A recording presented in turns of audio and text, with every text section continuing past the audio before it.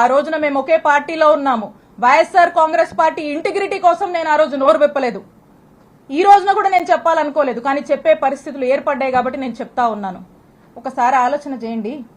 ఒకే పార్టీకి సంబంధించినటువంటి ఎంపీ, అక్కడున్నటువంటి ఒక బీసీ మహిళ, ఒక ఎమ్మెల్యే మీద కాల్ డేటా తీస్తారండి? కాల్ డేటా అనేది ఒక వ్యక్తి ప్రైవసీకి సంబంధించినటువంటి విషయం. నా ప్రైవసీ అంటే నా జీవితం, నా వ్యక్తిగత జీవితంలోకి రావాలనేటువంటి ఎందుకంత నీచపు ఆలోచన వారికి వచ్చిందో నాకు తెలీదు.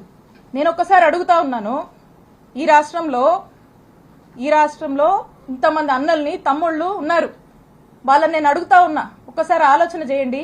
మీ ఇంట్లో ఒక ఆడపిల్ల ఉంటే, మీ భార్య అయినా, మీ చెల్లి అయినా, మీ అక్క అయినా, మీ ఇంట్లో ఉండే ఆడవాళ్ళ కాల్ డేటా ఎవరన్నా తీస్తే ఏంటండి? మీకెంత బాధ అనిపిస్తుందండి? మీకెంత కడుపు కాలుద్దండి? అలాగే మీరు కాల్ డేటా తీసినప్పుడు నా కుటుంబ సభ్యులు కూడా అలాగే ఫీల్ అయ్యారు. ఇంత నీచుడా కృష్ణదేవరాయలు అని చెప్పి అందరూ ఫీల్ అయ్యారు.